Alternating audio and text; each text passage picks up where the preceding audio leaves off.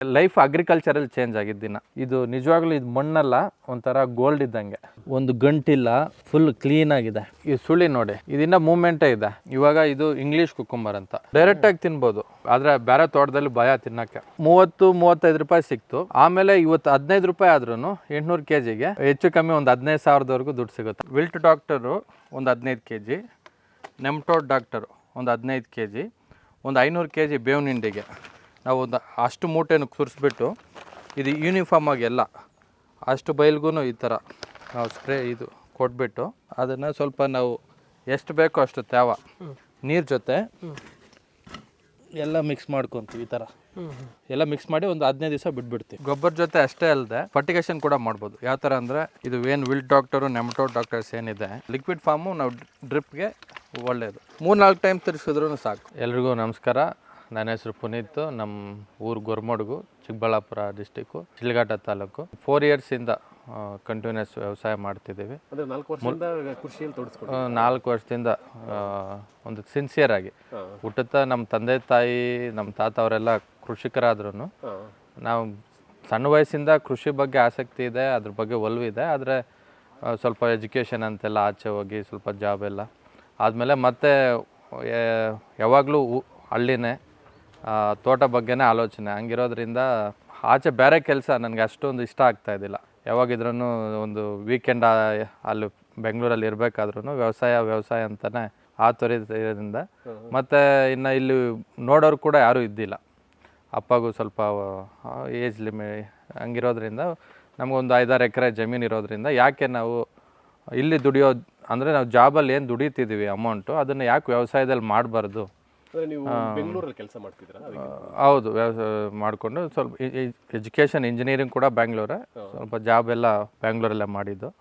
ಆದ್ರೂ ಕೂಡ ವ್ಯವಸಾಯ ಮಾಡಲೇಬೇಕು ಅಂತ ಒಂದು ಗಟ್ಟಿ ನಿರ್ಧಾರ ಮಾಡಿಕೊಂಡು ಹಂಗಾಗಿ ಬಂದು ವ್ಯವಸಾಯ ಶುರು ಮಾಡಿದ್ಮೇಲೆ. ನೀವು ಈಗ ಎಷ್ಟು ಎಕರೆಯಲ್ಲಿ ವ್ಯವಸಾಯ ಮಾಡ್ತಾ ಇದ್ದೀರಾ? 5-6 ಎಕರೆ ವ್ಯವಸಾಯ ಮಾಡ್ತಾ ಇದ್ದೀವಿ. ಆದರೆ ನಾವು ನಮಗೆಲ್ಲ ನಮ್ಮ ತಂದೆ ತಾಯಿ ಮಾಡೋ ವ್ಯವಸಾಯ ನಾವು ಮಾಡಿದ್ರು, ಅವ್ರಿಗೆ ನಾವು ಸಪೋರ್ಟ್ ಮಾಡಿ ವ್ಯವಸಾಯ ಮಾಡ್ತಾಯಿದ್ರು. ಆದರೆ ಸೈಂಟಿಫಿಕ್ ಆಗಿ ವ್ಯವಸಾಯ ಮಾಡ್ತಾ ಇದ್ದಿಲ್ಲ. ವ್ಯವಸಾಯದ ಬಗ್ಗೆ ಆಲೋಚನೆ ಇದೆ, ಆಸಕ್ತಿ ಇದೆ, ಎಲ್ಲ ಸರಿ. ಅದ್ರ ಬಗ್ಗೆ ಒಲವು ತುಂಬ ಇದೆ. ಬಂದು ವ್ಯವಸಾಯ ಮಾಡೋಕ್ಕೆ ಶುರು ಮಾಡಿದಾಗ ಮೊದಲು ಯಾವ ಥರ ಅವ್ರು ಮಾಡ್ತಾಯಿದ್ರು ಅದೇ ರೀತಿ ನಾನು ಮಾಡೋಕ್ಕೆ ಶುರು ಮಾಡಿದಾಗ ಅಷ್ಟೊಂದು ಲಾಭ ಬರ್ತಾಯಿದ್ದಿಲ್ಲ. ಯಾವ ಕಾರಣ ಏನಂದರೆ, ನಮಗೆ ಭೂಮಿ ಮೇಲೆ ಒಂದು ಫಾರ್ ಎಕ್ಸಾಂಪಲ್ ಇದೊಂದು ಬೆಳೆ ಮಾಡಿದ್ದೀವಿ. ಬೆಳೆ ಮಾಡಿದಾಗ ಭೂಮಿ ಮೇಲೆ ಇರೋದು ನಮ್ಮ ಕಣ್ಣಿಗೆ ಕಾಣಿಸುತ್ತೆ.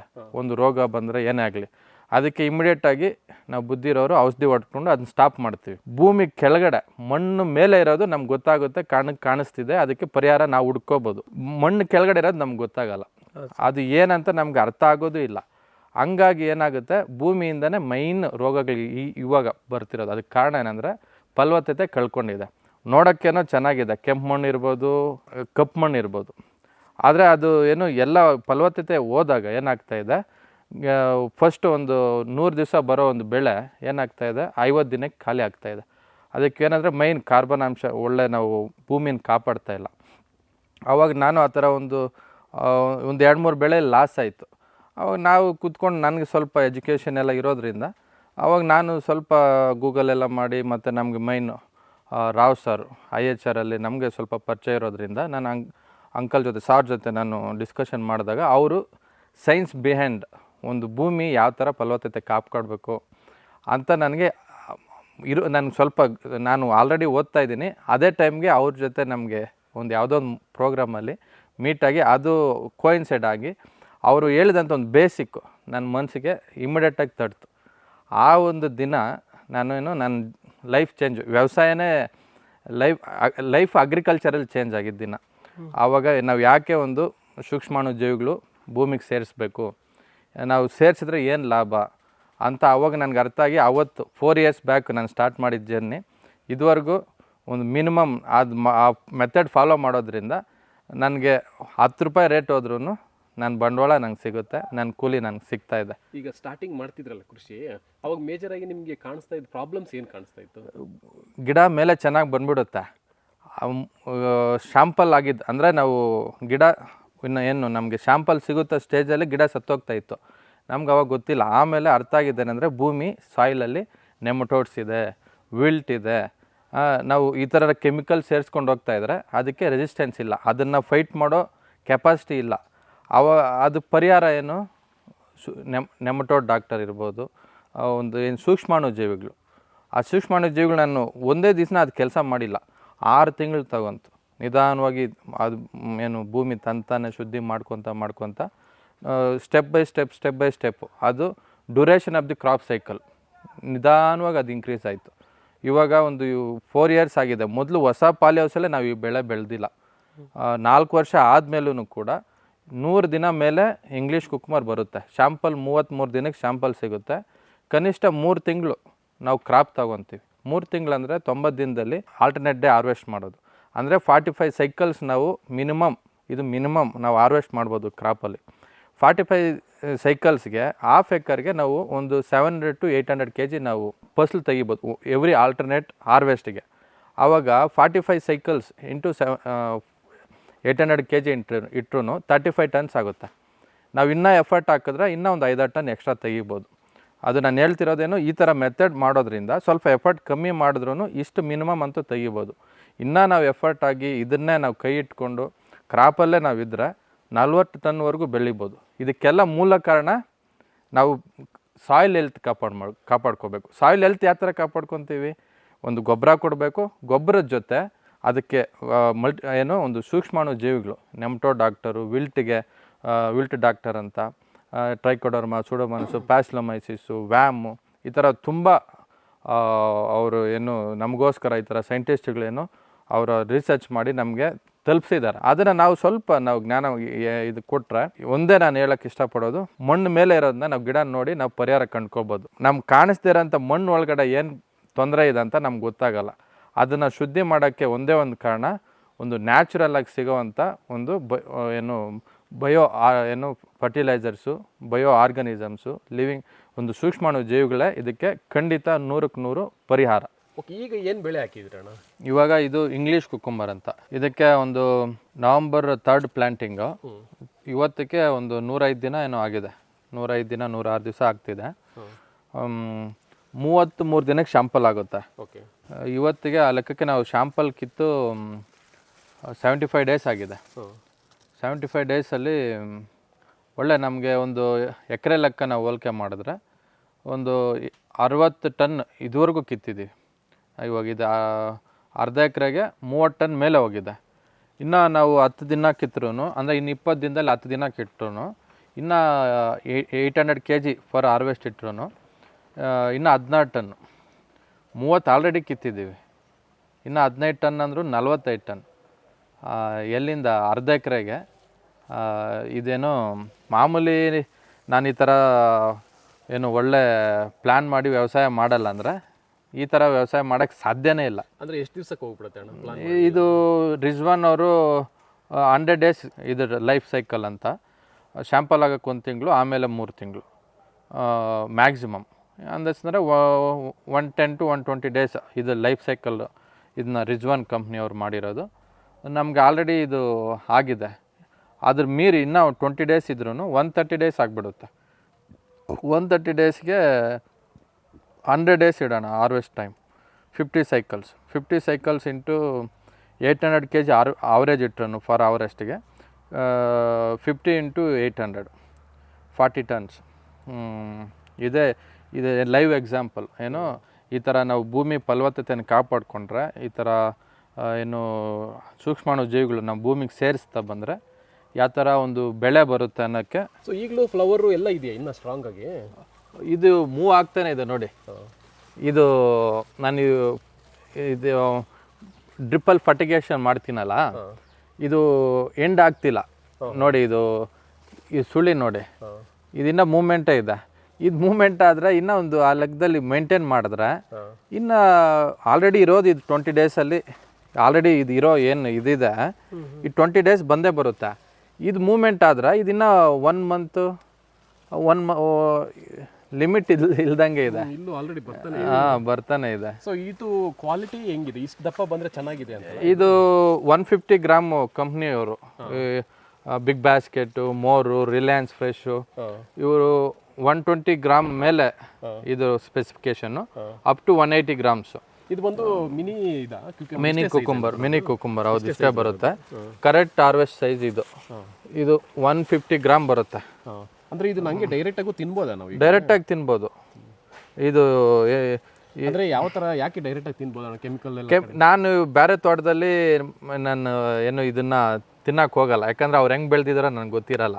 ನನ್ನ ತೋಟದಲ್ಲಿ ನಾನು ಬಂದಾಗ ಒಂದೊಂದು ಕಾಯಿ ಕಿತ್ಕೊಂಡು ತಿನ್ಕೊಂಡು ಎಲ್ಲ ತೋಟ ರೌಂಡ್ ಹಾಕ್ಕೊಂಡು ಹೋಗ್ತೀನಿ.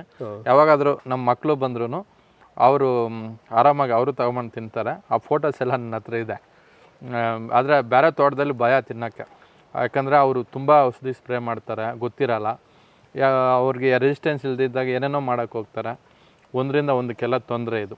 ಈ ಥರ ನ್ಯಾಚುರಲ್ಲಾಗಿ ನಾವು ಸ್ವಲ್ಪ ಕೆಮಿಕಲ್ಲು ಬೇಕು, ಅದಿಲ್ಲದೆ ನಾವು ಬೆಳೆ ಮಾಡೋಕ್ಕಾಗಲ್ಲ. 50% ನಾವು ನ್ಯಾಚುರಲ್ ಕಡೆ ಹೋದರೆ ಲಾಂಗ್ ಸೈಕಲ್, ಕ್ರಾಪ್ ಸೈಕಲ್ಲು ಅದೇನು ಅವಧಿ ಇದೆ 90 ದಿನ, ನಾವು 100 ದಿವಸ ಇನ್ನು 10 ದಿನ ಎಕ್ಸ್ಟ್ರಾ ಬೆಳಿಬೋದು. 10 ದಿನ ಎಕ್ಸ್ಟ್ರಾ ಬಂದರೆ 5 ಹಾರ್ವೆಸ್ಟ್ ಲೆಕ್ಕ. ಒಂದು ಹಾರ್ವೆಸ್ಟಿಗೆ ನಾವು ಮಿನಿಮಮ್ 800 kg ಇಟ್ಟರು ಎಷ್ಟು ಜಾಸ್ತಿ ಆಯಿತು? ಅದು ರೈತರಿಗೇ ಲಾಭ ಆಗಿರೋದ್ರಿಂದ ನಾವು ಕೆಮಿಕಲ್ಲು ಮಾಡೋಣ, ಅದ್ರ ಜೊತೆ ಭೂಮಿಗೆ ಏನು ಕೊಡಬೇಕು ಅದನ್ನು ನ್ಯಾಚುರಲ್ ಆಗಿ ಈ ಥರ ನಾವು ಏನು ಸಿಗುತ್ತೆ ನೆಮ್ಟೋಡ್ ಪರಿಹಾರ ಇರೋವಂಥ ನೆಮ್ಟೋಡ್ ಡಾಕ್ಟರು, ವಿಲ್ಡ್ ಡಾಕ್ಟರು, ಪ್ಯಾಸ್ಲೊಮೈಸಿಸು, ವ್ಯಾಮು ಇವೆಲ್ಲ ಭೂಮಿಗೆ ಕೊಡೋದ್ರಿಂದ ಅದರ ಒಂದು ರೆಸಿಸ್ಟೆನ್ಸ್ ಜಾಸ್ತಿ ಆಗುತ್ತೆ, ಅದರ ಆಯುಸ್ ಜಾಸ್ತಿ ಆಗುತ್ತೆ. ಆಯುಸ್ ಜಾಸ್ತಿ ಆದಾಗ ರೈತರಿಗೇ ಲಾಭ, ಆದಾಯ ಜಾಸ್ತಿ ತಂತಾನೆ ಆಗುತ್ತೆ. ಹೌದು. ಸೊ ಇದು ಬಂದು ಎಷ್ಟಿದೆ ರೇಟ್? ಚೆನ್ನಾಗಿ ಸಿಗ್ತಾ ನಿಮಗೆ? ಮೊದಲು 30-35 ರೂಪಾಯಿ ಸಿಕ್ತು. ಆಮೇಲೆ ಇವತ್ತು 15 ರೂಪಾಯಿ ಆದ್ರೂ 800 kgಗೆ ನನಗೆ ಹೆಚ್ಚು ಕಮ್ಮಿ ಒಂದು 15,000ದವರೆಗೂ ದುಡ್ಡು ಸಿಗುತ್ತೆ. 12,000 ರಿಂದ 15,000 ಅದು ಒಳ್ಳೆ ದುಡ್ಡೆ. ಇದು ಬಂದು ಡೈಲಿ ಕೀಳೋದಾ ಇಲ್ಲ ದಿನ ಬಿಟ್ಟು ದಿನ ಎವ್ರಿ ಆಲ್ಟರ್ನೇಟ್ ಡೇ ಹಾರ್ವೆಸ್ಟ್ ಇರುತ್ತೆ. ನೆನ್ನೆ ಕಿತ್ತಿದ್ವಿ ನೋಡಿ, ನಾಳೆಗೆ ಫುಲ್ ರೆಡಿ, ಇದೆಲ್ಲ ನಾಳೆಗೆ ರೆಡಿ ಆಗಿರುತ್ತೆ. ಇವೆಲ್ಲ ನಾಳೆಗೆ ರೆಡಿ? ನಾಳೆಗೆ ರೆಡಿ ಆಗಿರುತ್ತೆ. ನಾವು ದಿನ ಬಿಟ್ಟು ದಿನ ಕೀಳ್ತೀವಿ. ಸೊ ಲೈಫ್ ಖಂಡಿತವಾಗಿ ನಾವು ಈ ಥರ ಭೂಮಿ ಆರೋಗ್ಯ ಕಾಪಾಡಿದ್ದಕ್ಕೆ ಗಿಡ ಆರೋಗ್ಯವಾಗಿದೆ. ಗಿಡ ಆರೋಗ್ಯ ಇರೋದ್ರಿಂದ ಅದರೊಂದು ಆಯುಸ್ ಜಾಸ್ತಿ ಆಗಿದೆ. ಆಯುಸ್ ಜಾಸ್ತಿ ಆಗಿರೋದ್ರಿಂದ ಅದರೊಂದು ಫಲ ಜಾಸ್ತಿ ಆಗಿದೆ, ಈಲ್ಡ್ ಜಾಸ್ತಿ ಆಗಿದೆ. ಇದು ಬ್ಲ್ಯಾಕ್ ಏನು ಕಾಣಿಸ್ತಿದೆ, ಈ ಥರ ನಾನು ಫುಲ್ಲು ಬೆಡ್ಗೆಲ್ಲ ಕೊಟ್ಟಿರ್ತೀನಿ. ಇದರಲ್ಲಿ ನಾನು ಬ್ಲ್ಯಾಕ್ ಇರೋದು ಏನು? ಅದು ಗೊಬ್ಬರ, ಬೇವಿನ ಹಿಂಡಿ ಇದೆಲ್ಲ ಭೂಮಿಗೆ ಕೊಟ್ಟಿರೋದು ನೋಡಿ. ಇವಾಗಲೂ ಅದರಲ್ಲಿ ಎಷ್ಟು ಚೆನ್ನಾಗಿ ಪಾಸ್ ಆಗಿದೆ. ಇದು ಏನೋ ನಾನು ಸ್ಟಾರ್ಟಿಂಗ್ ಬೆಡ್ ಪ್ರಿಪೇರ್ ಮಾಡೋಕ್ಕೆ ಮುಂಚೆ ನೆಮ್ಟೋಡ್ ಡಾಕ್ಟ್ರು, ವಿಲ್ಡ್ ಡಾಕ್ಟರು, ಸ್ವಲ್ಪ ಪ್ಯಾಸ್ಲೊಮೈಸಿಸ್ ಎಲ್ಲ ಅದ್ರ ಜೊತೆ ಒಂದು 15 ದಿವಸ ಬಿಟ್ಬಿಡ್ತೀನಿ. ಅವಾಗ ಇಂಟರ್ವಲ್ 4-5 ಡೇಸ್ಗೆ ಒಂದು ಟೈಮ್ ಕಲಿಸ್ತಾ ಇರ್ತೀನಿ. ಆದರೆ ಅದನ್ನು ಮತ್ತೆ ನಾನು ಬೆಡ್ಗೆ ಕೊಡ್ತೀನಿ. ಅದಕ್ಕೆ ವಿಟ್ನೆಸ್ ನಾವು ಐ ವಿಟ್ನೆಸ್ ಮಾಡ್ಬೋದು. ಅದು ವೈಟ್ ರೂಟ್ಸು ಎಷ್ಟು ಚೆನ್ನಾಗಿ ಇನ್ನು ಇದೆಲ್ಲ ಪಾಸ್ ಆಗಿರುತ್ತೆ ಆ ಥರ. ಯಾವಾಗ ಅದು ನಾನು ವೈಟ್ ರೂಟ್ಸ್ ಇದ್ದರೆ ಏನು ಲಾಭ? ಅದು ಇನ್ನೂ ಲೈವ್ ಆಗಿದೆ. ಇವಾಗ 10 ಡೇಸ್ ಆಗಿದೆ, ಇವಾಗಲೂ ವೈಟ್ ರೂಟ್ಸ್ ಅದು ಪಾಸ್ ಆಗ್ತಿದೆ ಮೈನ್ ರೂಟಿಂದ. ಅಂದರೆ ಕಾರಣ ಈ ಸಾಯಿಲ್ ಹೆಲ್ತ್ ಚೆನ್ನಾಗಿದೆ, ಚೆನ್ನಾಗಿ ತಗೊಳುತ್ತೆ. ಅದು ಸರ್ವೇ ಆಗಬೇಕಂದ್ರೆ ಒಂದು ಒಳ್ಳೆ ಮೀಡಿಯಮ್ ಬೇಕು. ಆ ಸಾಯಿಲ್ ಮೀಡಿಯಮ್ ಏನು ನಮಗೆ ಇದು ಟ್ರೈಕೋಡರ್ಮಾ, ಸೂಡೋಮೋನಾಸು, ವಿಲ್ಡ್ ಡಾಕ್ಟ್ರು, ನೆಮಟೋಡ್ ಡಾಕ್ಟರು ಇವೆಲ್ಲ ಏನು ಭೂಮಿನ ಅದೇನು ಇನ್ನೂ ಅದಕ್ಕೆ ಸಪೋರ್ಟ್ ಮಾಡ್ತಾ ಇದೆ. ರೂಟ್ ಸಿಸ್ಟಮ್ಗೆ ಅದೇನು ಅದು ಬ್ಲಾಕ್ ಮಾಡ್ತಿಲ್ಲ. ಅದು ಲೈಫ್ ಮುಗೀತಾ ಬರ್ತಿದೆ, ಆದ್ರೂ ಏನೋ ಅದೇನು ಮಾಡ್ತಿದೆ, ಲಾಂಗ್ ಟರ್ಮ್ ತಳ್ತಾನೆ ಇದೆ. ಈಗ ಒಳಗಡೆ ಹೆಂಗಿದೆ ಅಂತ ನೋಡೋಣ ಒಂದು. ಹೌದು, ಇವಾಗ ಒಂದು ಬೇರೆ ತೆಗಿಯೋಣ.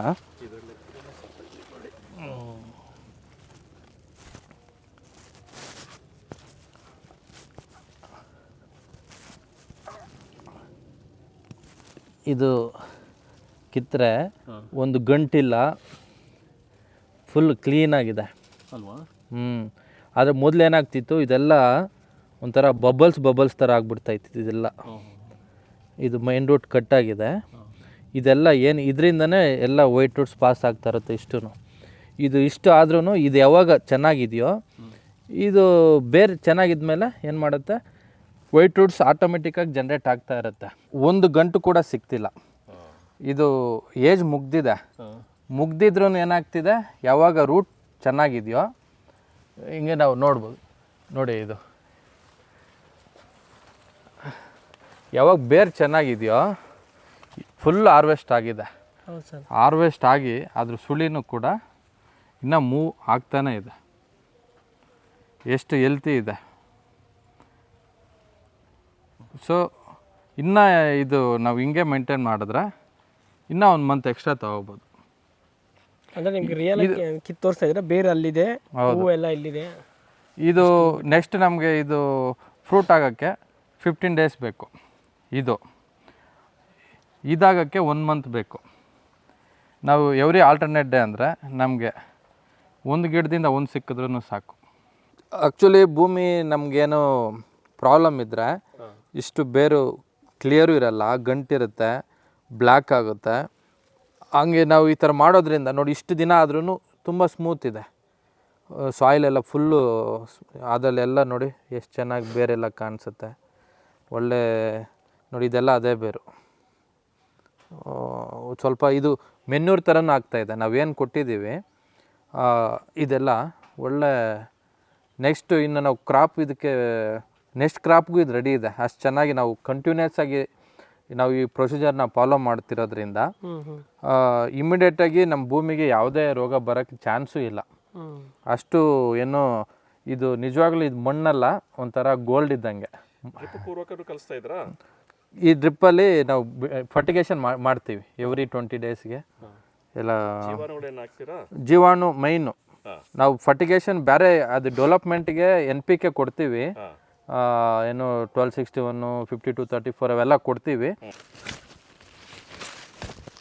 ಮಣ್ಣು ಲೂಸ್ ಮಾಡಿದ್ರೆ ಈ ಥರ ನಾವು ಜೈವಿಕವಾಗಿ ಕೊಟ್ಟಿರೋದ್ರಿಂದ ಒಳ್ಳೆ ಎಲ್ಲೂ ಗಂಟಿಲ್ಲ. ಮತ್ತು ಇಲ್ಲೆಲ್ಲ ವಿಲ್ಟೆಲ್ಲ ಇದ್ದರೆ ಬ್ಲ್ಯಾಕ್ ಆಗಿಬಿಡುತ್ತೆ. ಇದು ಲೈಫ್ ಸೈಕಲ್ ಮುಗೀತಾ ಇದ್ರೂ ಬೇರೆ ಹೆಲ್ತ್ ಆಗಿರೋದ್ರಿಂದ ಇದು ಲೈಫು ಜಾಸ್ತಿ ಆಗಿದೆ ಖಂಡಿತವಾಗಿ. ಎಲ್ಲ ಏನು ಸೆಕೆಂಡ್ರಿ ರೂಟ್ಸ್ ಎಲ್ಲ ಫುಲ್ ಬೆಡ್ಡೆಲ್ಲ ಸ್ಪ್ರೆಡ್ ಆಗಿದೆ. ಕ್ಯಾಶುವಲಾಗಿ ಹೆಂಗೆ ಮಾಡ್ತೀವಂದರೆ ಈ ಥರ ವಿಲ್ ಡಾಕ್ಟರ್ ಅನ್ನೋದು ಒಂದು 500 kgಗೆ ಒಂದು 15 kg 10ರಿಂದ 15 kg ವಿಲ್ ಡಾಕ್ಟ್ರು, ಒಂದು 10ರಿಂದ 15 kg ನೆಮ್ಟೋಡ್ ಡಾಕ್ಟರ್, 2 ಪ್ರಾಡಕ್ಟು. ಇವಾಗ ಒಂದು 500 kg ಅಂದ್ಕೊಂಡ್ರೆ ಅಷ್ಟು ಬೈಲ್ಗೂ ಈಕ್ವಲ್ ಆಗಿ ಸೇರಿಸ್ತೀವಿ.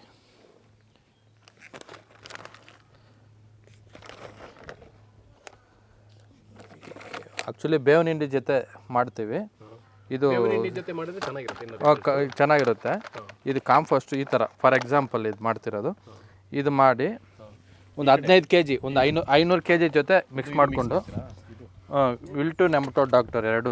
ವಿಲ್ಟ್ ಡಾಕ್ಟರು ಒಂದು 15 kg, ನೆಮ್ಟೋಡ್ ಡಾಕ್ಟರು ಒಂದು 15 kg, ಒಂದು 500 kg ಬೇವಿನ ಹಿಂಡಿಗೆ ನಾವು ಒಂದು ಅಷ್ಟು ಮೂಟೆನೂ ಸುರಿಸ್ಬಿಟ್ಟು ಇದು ಯೂನಿಫಾರ್ಮ್ ಆಗಿ ಎಲ್ಲ ಅಷ್ಟು ಬೈಲ್ಗೂ ಈ ಥರ ನಾವು ಸ್ಪ್ರೇ ಇದು ಕೊಟ್ಬಿಟ್ಟು ಅದನ್ನು ಸ್ವಲ್ಪ ನಾವು ಎಷ್ಟು ಬೇಕೋ ಅಷ್ಟು ತ್ಯಾವ ನೀರು ಜೊತೆ ಎಲ್ಲ ಮಿಕ್ಸ್ ಮಾಡ್ಕೊತೀವಿ. ಈ ಥರ ನೆರಳಲ್ಲಿ, ಮರದ ನೆರಳಲ್ಲಿ ಎಲ್ಲಾದರೂ ಒಂದು ಕಡೆ ನೀರು ಹಾಕ್ಕೊಂಡು ಸ್ವಲ್ಪ ಎಲ್ಲ ಮಿಕ್ಸ್ ಮಾಡಿ ಒಂದು 15 ದಿವಸ ಬಿಟ್ಬಿಡ್ತೀವಿ. 15 ದಿವಸ ಬಿಡ್ಬೇಕು ಸರ್.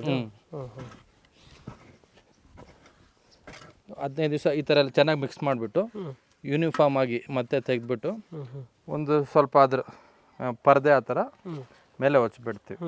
ಅದನ್ನು ಬೆಡ್ಗೆ ಕೊಡ್ತೀವಿ. ಮತ್ತು ಇನ್ನೊಂದು ಗೊಬ್ಬರ ಜೊತೆ ಅಷ್ಟೇ ಅಲ್ಲದೆ ನಾವು ಫರ್ಟಿಗೇಷನ್ ಕೂಡ ಮಾಡ್ಬೋದು. ಯಾವ ಥರ ಅಂದರೆ ಇದು ಏನು ವಿಲ್ ಡಾಕ್ಟರು ನೆಮ್ಟೋಡ್ ಡಾಕ್ಟರ್ಸ್ ಏನಿದೆ ಇದನ್ನು ನಾವು ಡ್ರಮ್ಮಲ್ಲಿ ಹಾಕಿ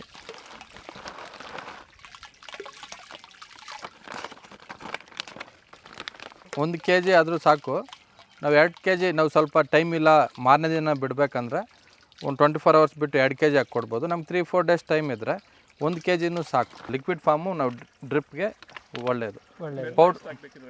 ಬೆಲ್ಲ ಒಂದು 1 kg ಮಿನಿಮಮ್ ಆದರೂ ಸಾಕು. ಒಂದು 2 kg ಹಾಕಿದ್ರೆ ಒಳ್ಳೆಯದು. ನಮಗೆ ಬೇಗ ಪಾಪ್ಯುಲೇಷನ್ ಜಾಸ್ತಿ ಆಗಬೇಕಂದ್ರೆ ಒಂದು 2 kg ಕೊಟ್ಟರೆ ಸ್ವಲ್ಪ ಫಾಸ್ಟಾಗಿ ಇದಾಗುತ್ತೆ. ಏನು ಲಾಭ ಹಿಂಗೆ ಮಾಡಿದರೆ?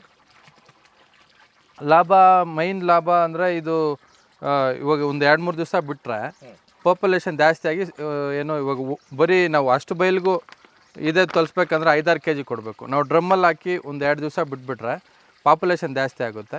ಪಾಪ್ಯುಲೇಷನ್ ಜಾಸ್ತಿ ಆದಾಗ ಅಷ್ಟು ಬೈಲ್ಗೂ ಬೇಕಾದಷ್ಟು ಮೈಕ್ರೋ ಆರ್ಗನ್ ಸೂಕ್ಷ್ಮಾಣು ಜೀವಿಗಳು ನಾವು ಎಷ್ಟು ಒಂದು ಅರ್ಧ ಎಕರೆಗೆ ಏನು ನೀರು ಹರಿಸ್ತೀವಿ ಅದ್ರ ಜೊತೆ ಬಿಟ್ಟರೆ ಆ ಬೆಡ್ಗೆಲ್ಲ ಈ ಸೂಕ್ಷ್ಮಾಣು ಜೀವಿಗಳು ಹೋಗಿ ಸೇರಿಕೊಂಡು ಇವಾಗ ನಾವು ಬೆಡ್ ಸ್ಟಾರ್ಟಿಂಗ್ 3 ತಿಂಗಳಾಗ್ಬಿಟ್ಟಿರುತ್ತೆ, ಏನು ಕ್ರಾಪ್ ಸೈಕಲ್ ಮುಗಿಯೋಕ್ಕೆ 4 ತಿಂಗಳು 5 ತಿಂಗಳಾಗುತ್ತೆ ಒಂದೊಂದು ಬೆಳೆ. ಇದು ನಾವು ಮಿಡ್ಲಲ್ಲಿ ಸೇರಿಸಿದ್ರೆ ಏನಾಗುತ್ತೆ, ಸ್ವಲ್ಪ ಚೆನ್ನಾಗಿ ಅದು ಇನ್ನು ಸ್ವಲ್ಪ ಆಡಪ್ ಆಗ್ತಾ ಇರುತ್ತೆ. ಬೆಳಗ್ಗೆ 1 ಟೈಮ್ ತಿರ್ಸಿದ್ರೂ ಸಾಕು, ಯಾವಾಗ ಈ ಕಡೆ ನೀರು ಬಿಡೋಕ್ಕೆ ಬಂದಾಗ, ಇಲ್ಲ ಸಾಯಂಕಾಲ ಏನಾದ್ರು ಬಂದಾಗ ಅವಾಗ 1 ಟೈಮ್ ಸುಮ್ಮನೆ ರೊಟೇಷನ್ ಮಾಡಿ ಒಂದು 3-4 ಟೈಮ್ ತಿರ್ಸಿದ್ರೂ ಸಾಕು. ಹಳೆ ಬಟ್ಟೆ ಕವರ್ ಮಾಡ್ತೀರಾ?